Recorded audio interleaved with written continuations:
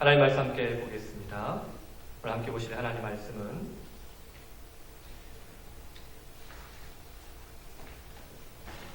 고린도전서 4장 20절 말씀 함께 보도록 하겠습니다. 고린도전서 4장 20절 말씀이 길기 때문에 여러분 다 같이 한 번 읽도록 하겠습니다. 고린도전서 4장 20절 같이 한번 읽겠습니다. 시작. 하나님의 나라는 말에 있지 않고 오직 능력에 있습니다. 아멘. 한 번만 더 힘있게 한번 고백하면 좋을 것 같습니다. 시작. 하나님의 나라는 말에 있지 않고 오직 능력에 있습니다. 아멘. 할렐루야.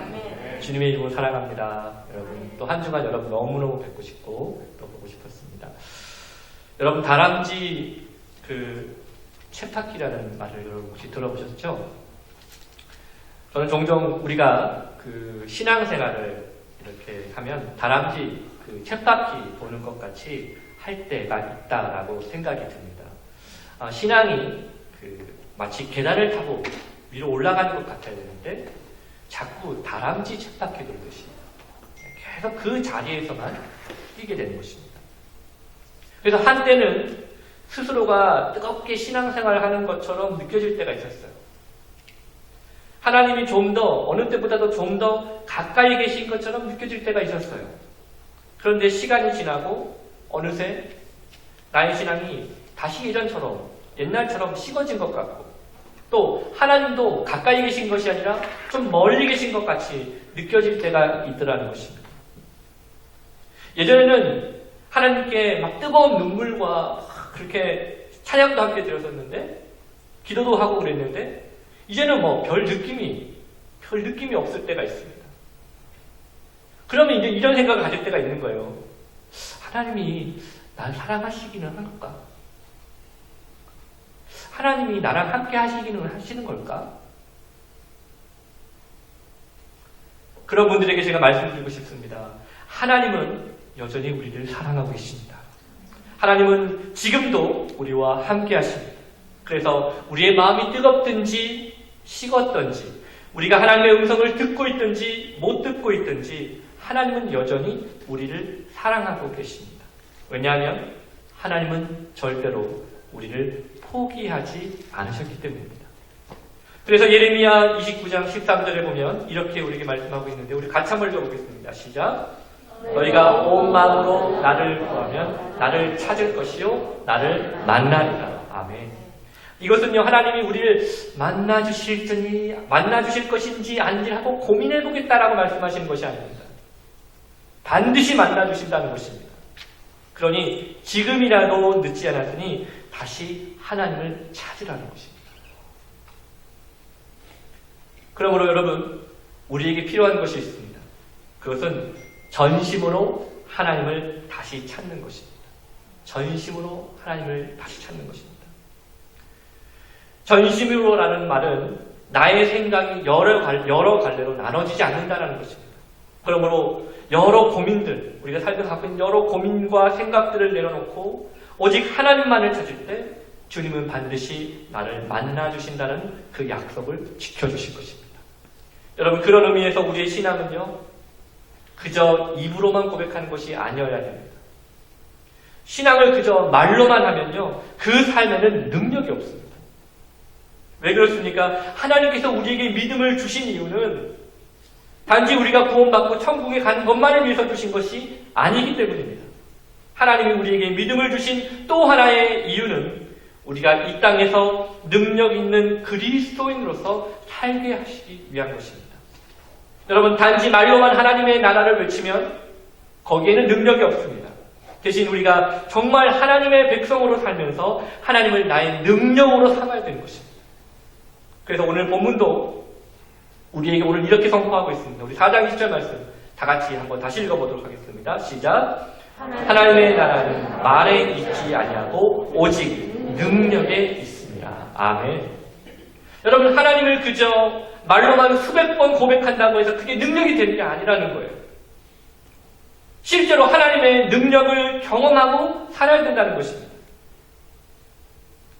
그래서 오늘 저는 여러분과 함께 고린도전서 4장 20절 이 한 구절을 베이스 캠프로 두고 성경 여러 곳을 살펴보면서 도대체 능력 있는 그리스도인이라는 것이 누구인가에 대한 묵상들을 오늘 함께 나눠보려고 합니다. 여러분, 능력 있는 그리스도인이 누구입니까? 흔히 세상에서 말하는 조건을 갖춘 사람인데 심지어 신앙생활까지 잘하는 성실한 그런 사람입니까? 예를 들면 마태복음 17장에 나오는 예수님께 와서 예수님 어떻게 하면 영생을 얻을 수 있겠습니까? 라고 물었던 그 청년과 같이 말이죠. 여러분, 그 청년은 그냥 청년이 아니었어요. 부자 청년이었어요. 부자 청년. 근데 아쉽게도 성경 어디에도 그 청년을 그렇다고 해서 능력 있는 그리스도인이라고 소개한 적은 없습니다. 여러분, 그렇다면 도대체 능력 있는 그리스도인이 누굴까요? 그것은 첫째로 하나님이 찾으시는 한 사람입니다. 하나님이 찾으시는 한 사람. 여러분, 우리가 예수님을 믿고 신앙생활을 해도요, 그것이 우리를 믿지 않는 다른 사람들과 전혀 다른 삶을 살게 하는 것은 아니라는 것입니다. 우리는요, 똑같이 예수 믿어도 똑같이 직장에 나가고 똑같이 학교에 다닙니다. 예수님을 믿는다고 월급을 더 주나요? 그러면 좋겠습니다만, 네. 월급을 더 오르는 것도 아닙니다. 여러분, 예수님 믿는다고 그리스도인만 더 건강하게 살 수 있는 것입니까? 그것도 아닙니다. 요새 가스값이 많이 올랐죠. 네. 여러분, 예수님 믿는다고 예수님 믿는 사람들, 그리스도인들만 타고 다니는 차가 기름을 덜 먹는 게 아니에요. 다 똑같이. 하지만 그렇다고 그리스도인이 하나님의 능력을 모르는 사람처럼 살아야 한다는 말은 아니라는 거예요. 저는 그리스도인은 반드시 하나님의 능력을 경험하고 살아야 한다고 믿습니다. 그리고 하나님의 능력을 경험하는 사람은 다름 아닌 하나님이 찾으시는 그 한 사람이 되는 거예요. 오늘 에스겔서 22장 29절에서 31절 말씀이 이렇게 우리에게 얘기하고 있는데요. 우리 같이 한번 읽어보도록 하겠습니다. 시작. 이 땅 백성은 포악하고 강탈을 일삼고 가난하고 궁핍한 자를 압제하고 나그네를 부당하게 학대하였으므로 이 땅을 위하여 성을 쌓으며 성 무너진 데를 막아서서 나로 하여금 멸하지 못하게 할 사람을 내가 그 가운데서 찾다가 찾지 못하였으므로 내가 내 분노를 그들 위에 쏟으며 내 진노의 불로 멸하여 그들 행위대로 그들 머리에 보응하였느니라. 주 여호와의 말씀이니라. 아멘. 오늘 여기 우리가 읽은 이 말씀에 보면 어떤 사람들이 나오는데요. 이 사람들이 얼마나 악한지 모르겠어요. 우선 어떤 사람들이냐? 돈 있는 사람들, 힘 있는 사람들이 가난하고 힘 없는 사람들을 괴롭혀요. 심지어 외국인 노동자 같은 사람들까지도 온갖 협박과 폭력으로 학대합니다. 그리고 여러분이 이 본문을 여러분 나중에 혹시 찾으신다면 이 본문 위로 쭉 더 올라가시면 이 사람들은요, 하나님도 무시합니다. 온갖 더러운 죄는 다 짓고 살면서 하나님과 상관없는 것처럼 살고 있습니다. 그런데 여러분, 이 사람들이 누군지 아십니까? 당시 하나님의 백성이라고 불렸던 사람들이었습니다. 스스로를 하나님의 백성이라고 불렀지만 하나님의 사람답게 살지는 않았다는 것입니다. 그러자 하나님께서 한 가지 계획을 하셨어요. 그것은 죄악 가운데 있는 이 사람들을 다 쓸어버리는 것입니다. 그런데 한 가지 조건이 달려있어요. 만약 그들 중에 나를 막아설 의인 한 사람만 있다면 그 계획을 취소하시겠다는 거예요. 여러분, 의인 한 사람만 있으면 됩니다. 그러면 하나님의 심판을 피할 수 있는 것입니다. 하지만 오늘 본문에서 하나님은 그 한 사람을 찾지 못하셨어요. 그리고 결국 그 진노를 그 타락한 사람들 위해 쏟아 부으셨다고 말씀하고 있습니다. 여러분, 이 세상이 많이 타락했습니까? 세상 돌아가는 뉴스 들어보시면 얼마나 흉흉합니까? 보면서 어떻게 사람이 저렇게 잔인해? 어떻게 사람이 저렇게 하면서 혀를 차고 계십니까? 그런데 오늘 성경의 눈으로 본다면 그것은 악인이 많아서가 아니라는 거예요. 그것은 의인 한 사람이 없기 때문이라는 거예요. 여러분, 그 의인 한 사람이 누구입니까? 바로 저와 여러분인 것입니다. 우리는 세상에 왜 이렇게 타락했느냐? 손가락질하는 사람이 아니어야 됩니다. 대신 우리는 내가 하나님이 찾으시는 그 한 사람이 되지 못했다는 것을 깨닫고 하나님께 회개하는 사람이어야 된다는 것입니다. 여러분, 하나님은 바로 그 의인 한 사람을 지금도 찾고 계십니다. 그리고 만약 우리가 하나님이 찾으시는 그 한 사람이 되기는 싫어하면서도 그저 하나님께 받을 복만 생각하고 있다면 우리는 이 세상에서 우상을 숭배하는 사람들과 다를 게 없는 것입니다. 누구나 자신의 삶에 대한 불만을 가질 수 있어요. 내가 왜 이 사람을 만나서 이렇게 고생하나? 내가 안 만났으면 지금 잘 살고 있을 텐데. 내가 왜 여기까지 와가지고 이렇게 구차하게 살고 있나? 왜 우리 부모는 왜 다른 부모와 다르지? 왜 나는 왜 이렇게 힘들까? 각자 저마다 문제를 가지고 있어요. 하지만 하나님이 찾으시는 그 한 사람이 바로 나였다라는 사실을 깨닫게 되면 나의 문제를 바라보는 관점이 바뀌는 거예요. 내가 바로 하나님이 찾으시는 그 한 사람이라는 것을 깨닫게 되면요, 우리는 더 이상 우리의 문제에 초점을 맞추지 않습니다. 대신 내가 하나님 앞에 누구인가에 초점을 맞추게 됩니다. 그러면 내가 왜 이 가정에 한 사람으로 살고 있어야 하는지를 깨닫게 되는 것입니다. 남편에게, 아내에게 상처받을 수 있어요. 내 아내와 내 부모와 형제와 또 자녀에게 상처를 받을 수도 있습니다. 하지만 내가 내 가정 속에서 하나님이 찾으시는 그 한 사람이 바로 나였다는 사실을 깨닫게 되면 나의 가정을 바라보는 눈이 달라지는 것입니다. 대신 내가 우리 가정을 위해서 축복의 통로로 부름받았다는 사실을 깨닫게 되는 것입니다. 여러분, 회사 생활도 그렇습니다. 여기 직장 다니시는 분들, 자신이 다니는 직장이 너무 좋고 막 행복하죠. 지금 막 회사 생활이 너무 행복해요. 막 너무 즐거워. 막. 그런 분들이 있을 수는 있는데 사실은 실제로는 그렇지 못하는 경우가 많습니다. 실제로는요, 많은 불만을 가지고 계시는 분들이 많아요. 내가 이 회사 언젠가 한번 확 뒤집어보라 그래. 확 뒤집어봅니다, 내가 그냥. 라고 생각하실지도 모르겠어요. 하지만 하나님이 왜 나를 이 직장에 보내셨는지를 깨닫게 되면 우리의 생각이 달라져요. 내가 바로 그 직장 가운데서 하나님이 찾으시고 계시던 그 한 사람이라는 것을 깨닫게 되면 내가 그저 먹고 살기 위해서 억지로 다니는 직장이 아니라 내가 이 직장에게 축복의 통로가 되게 된 것입니다. 여러분, 교회 공동체도 마찬가지예요. 그런 경우 있잖아요. 우리 교회는 이게 없어. 우리 교회는 이게 약해. 목사님도 뭐 없어. 막 그러지. 다 없다 그러게. 뭐 누구나 다 말할 수 있는 거 아니겠어요? 그런 건 누구나 다 말할 수 있는 겁니다. 심지어 제가 예전에 있던 어떤 교회에서는요, 목사님, 이 교회는 비전이 없어요. 비전이 없어요. 하고 교회를 옮기시는 분들도 제가 봤어요. 여러분, 부족한 점, 약한 점은 누구나 다 지적할 수 있어요. 하지만 내가 그 공동체 가운데 하나님이 찾으시는 그 한 사람이라는 소명을 갖게 되면 없기 때문에 떠나는 것이 아니라 없기 때문에 더 사랑하게 되는 것입니다. 여러분, 여기에 바로 능력 있는 그리스도인의 모습이 나오는 것입니다. 변화는 다른 사람부터가 아니라 나부터 시작하는 거예요. 내가 그 변화의 시작점이 되려고 하는 것입니다. 그게 능력 있는 사람이에요.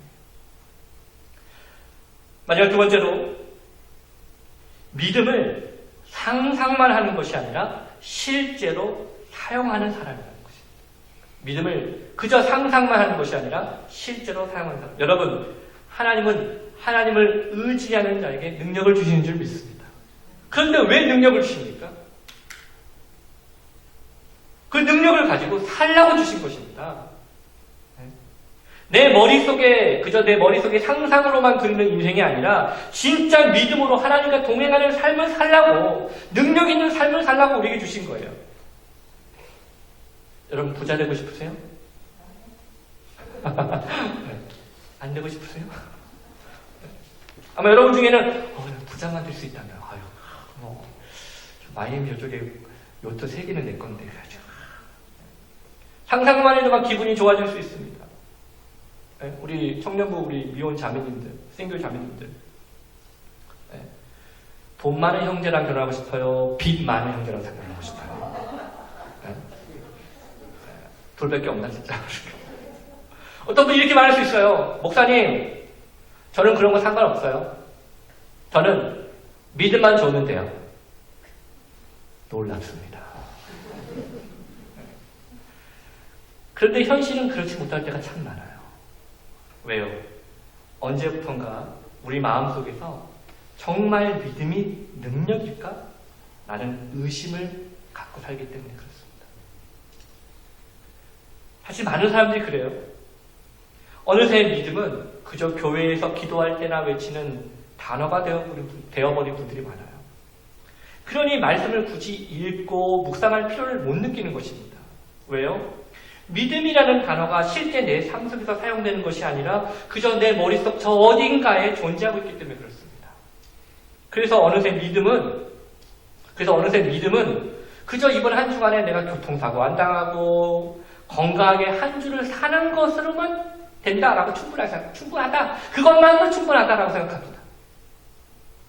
그런데 그러한 우리를 왠지 불편하게 만드는 말씀 한 구절이 있는데 같이 한번 읽어보겠습니다. 같이 읽어볼까요? 시작.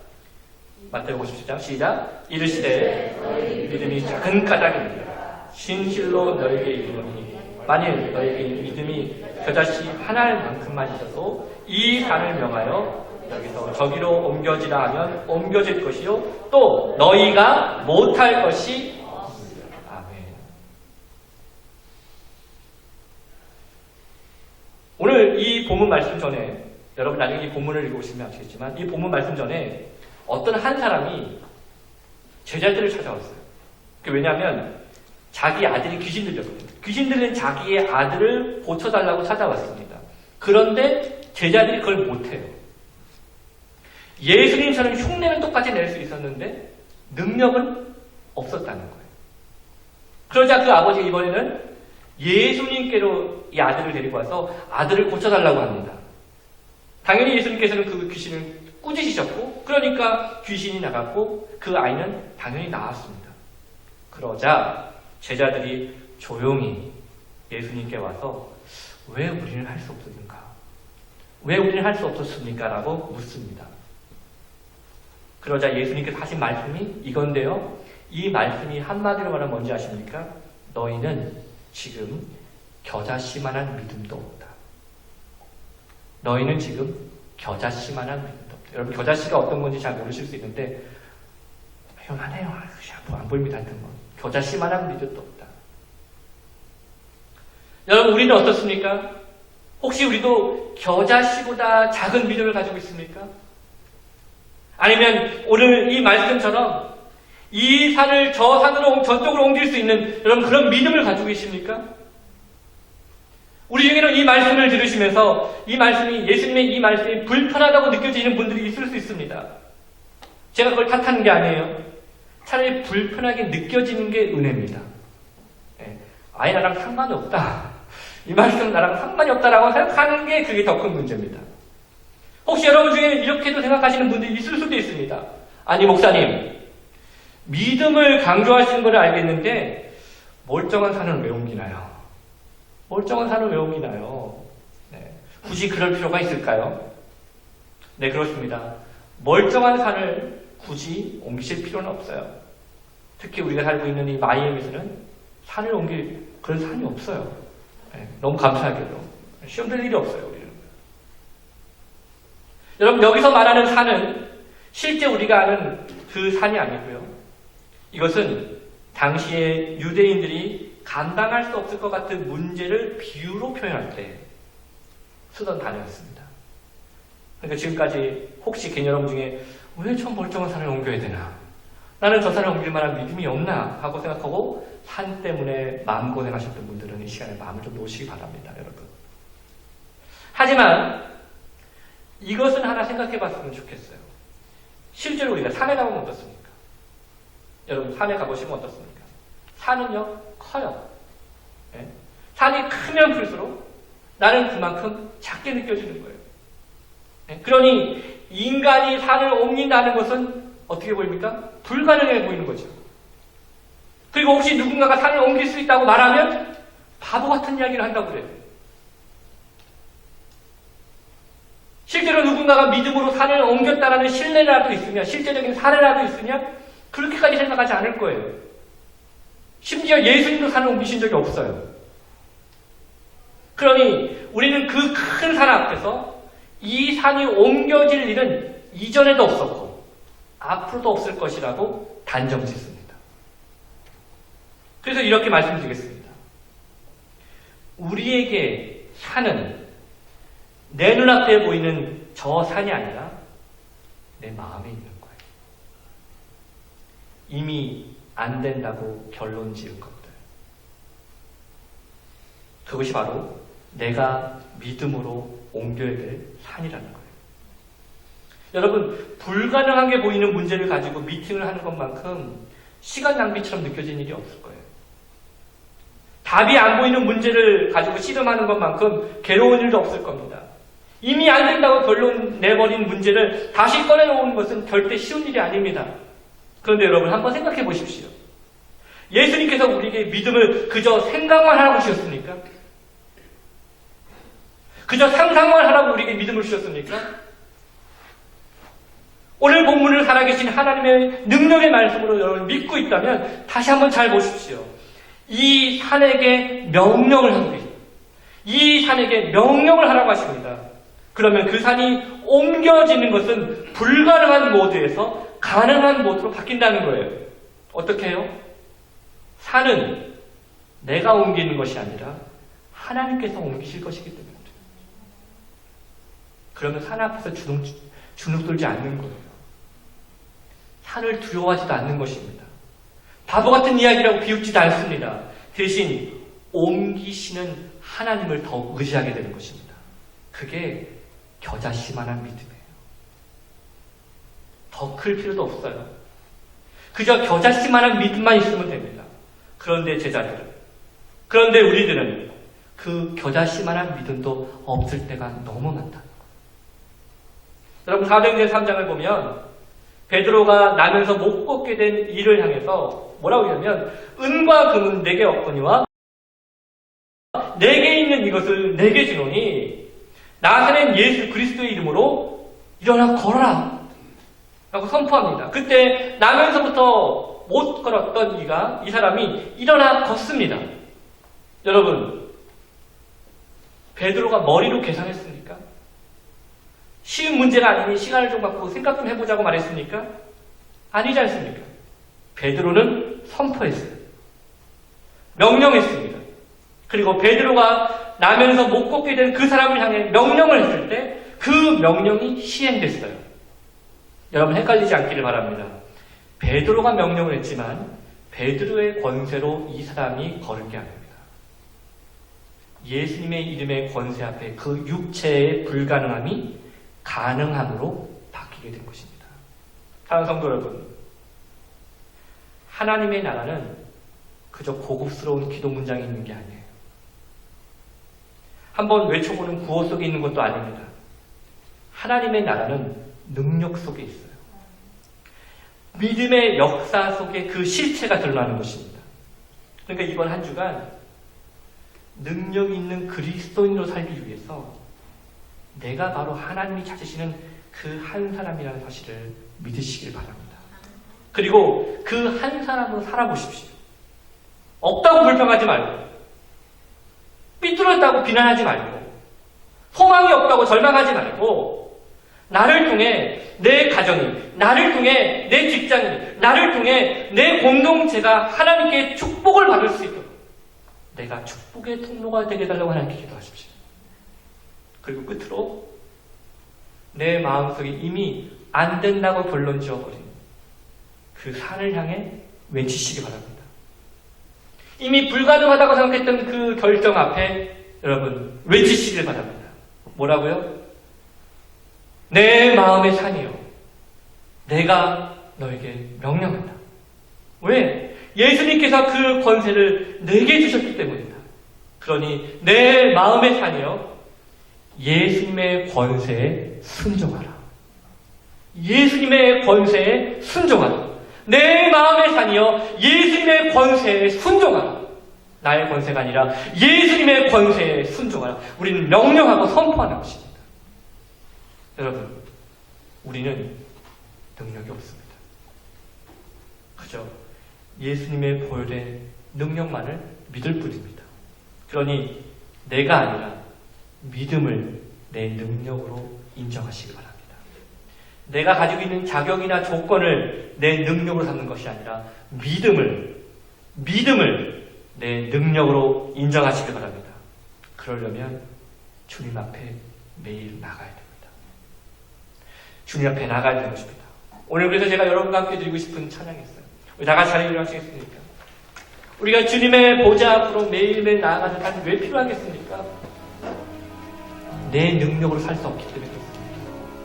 내 마음에 있는 삶, 이미 힘들 거야, 안 될 거야, 회복하지 못할 거야, 이룰 수 없을 거야 라고 생각했던 그 수많은 내 마음의 삶들은 내 이름으로 명령하는 것이 아니라 예수님의 이름으로 명령하는 것입니다.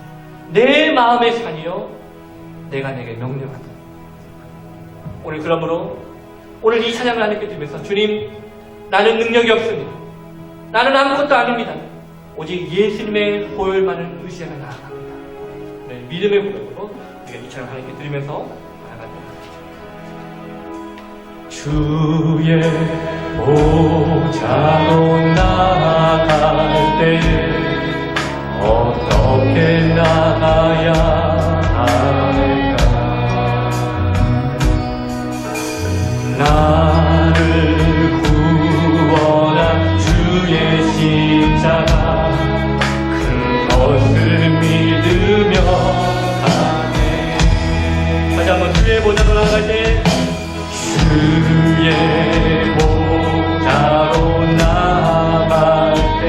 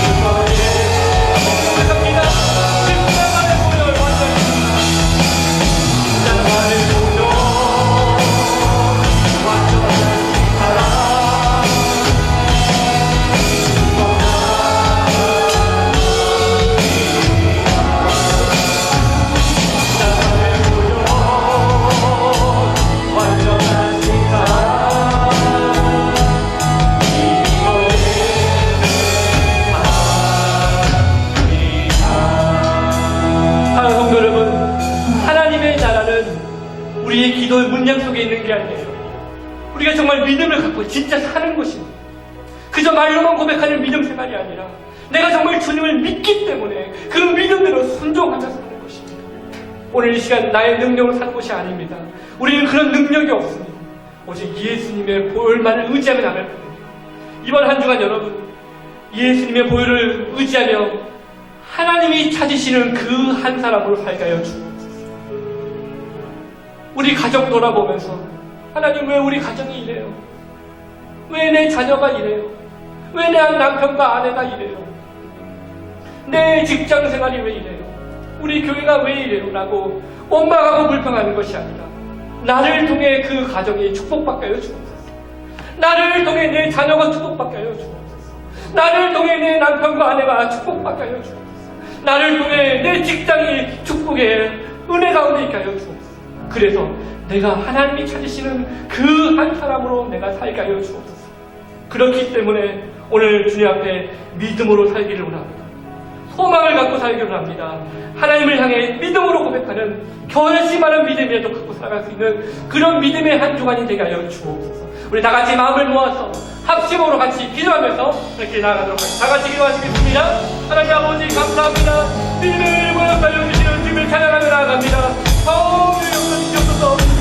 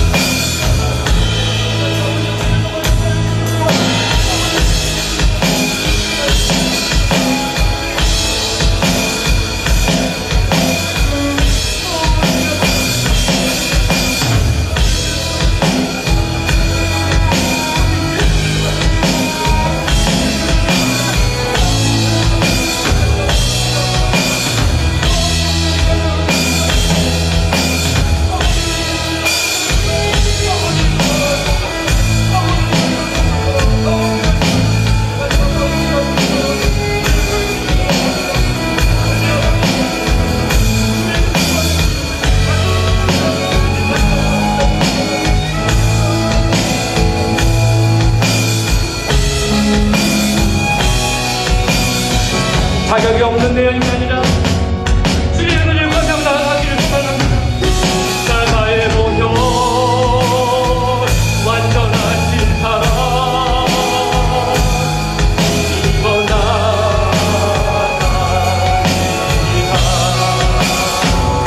나의 보혈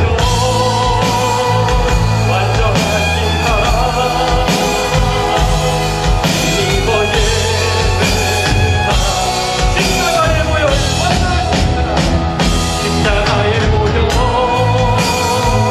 완전하신 사랑 이미고 나갑니다. 십자가의 보혈 완전하신 사랑 이미고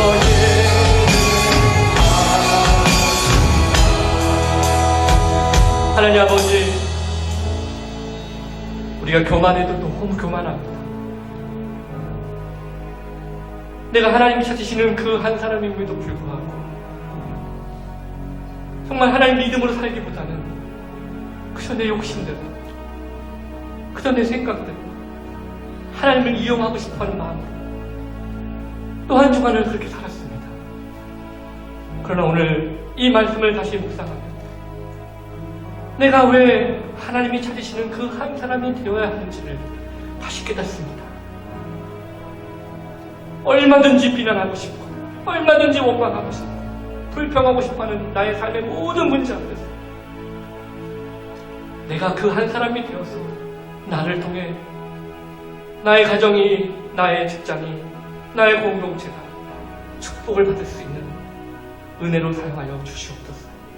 이번 한 주간 하나님 우리에게 내 마음에 있는 산을 주 예수 그리스도의 말씀으로 이기게 하여 주옵소서. 그래서 정말 믿음이 내 삶의 능력임을 깨닫는 귀하고 복된 한 주간이 되게 하여 주시옵소서. 이제는 우리 주 예수 그리스도의 놀라우신 은혜와 하나님 아버지 크신 사랑하심과 성령님의 인도 교통 보하심이 오늘 주의 말씀을 듣고 주님이 찾으시는 그 한 사람이 되어 내 마음에 있는 산을 예수 그리스도의 이름으로 명령하고 믿음으로 살며 그 믿음을 능력이라고 인정하며 이번 한 주간을 살기를 소망하는 우리 귀하고 복된 형제 자매 머리 위에 몸된 교회와 나라와 민족 위에 이제부터 영원토록 함께 있을지어다.